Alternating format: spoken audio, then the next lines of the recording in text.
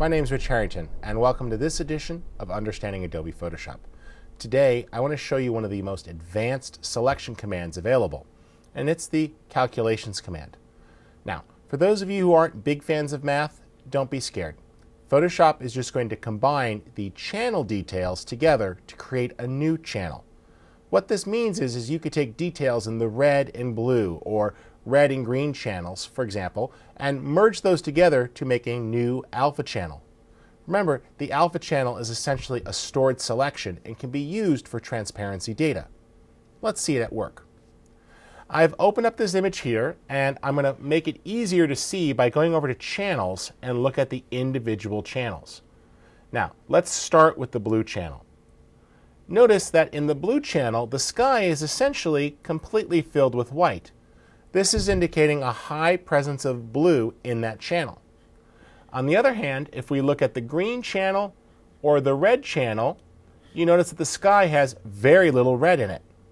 Remember that most colors are really a combination of multiple channels to create them.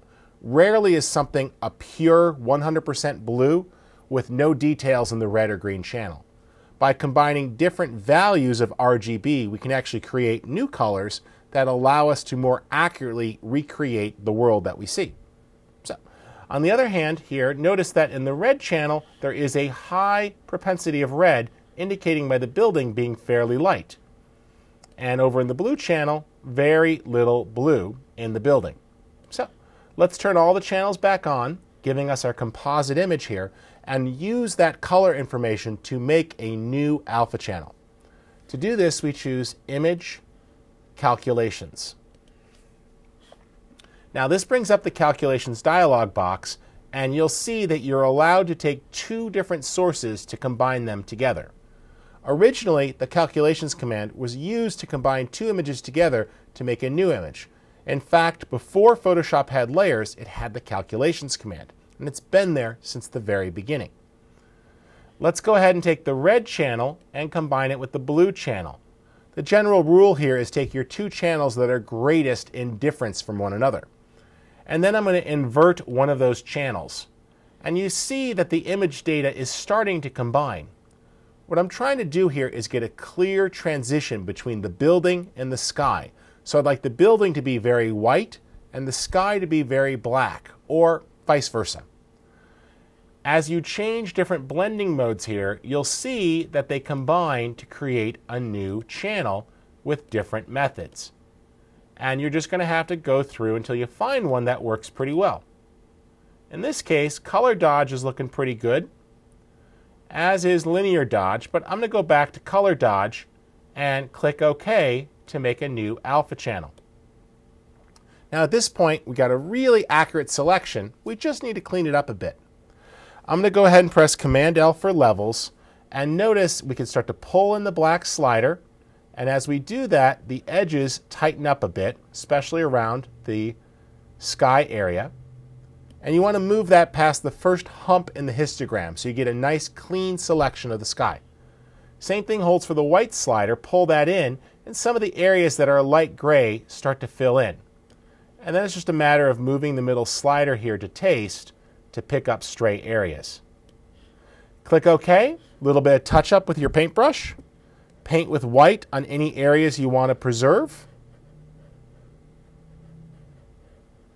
There we go. And that's an easy touch up. You can always zoom in with Command plus to grab more area. Looks good. And you get the general idea, just a quick touch-up job.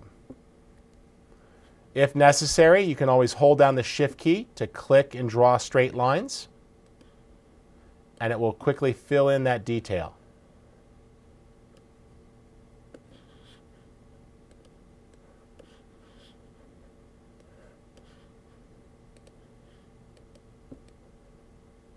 If you want to remove something, just switch to black, and we could paint out the trees here if necessary.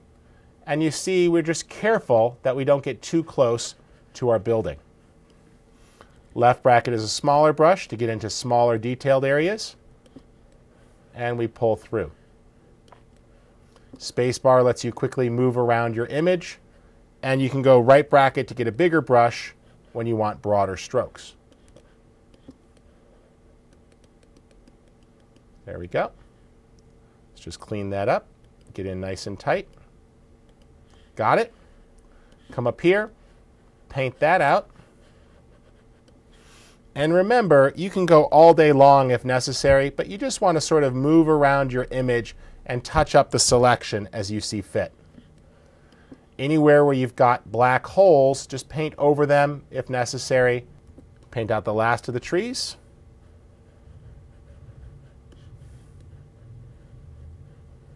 There we go. Command click to load it and turn on the RGB channel. And now there's a lot we can do. We can mask this with a layer mask, or we can actually apply a localized adjustment. So for example, let's just add a levels adjustment, and we can actually manipulate the building there, putting a little more contrast in it, pop in the blacks. If necessary, command click to load that, and we can even come in here and make sure this is a layer and apply a layer mask, and you'll see that it actually hides everything else, essentially cutting that out from the background.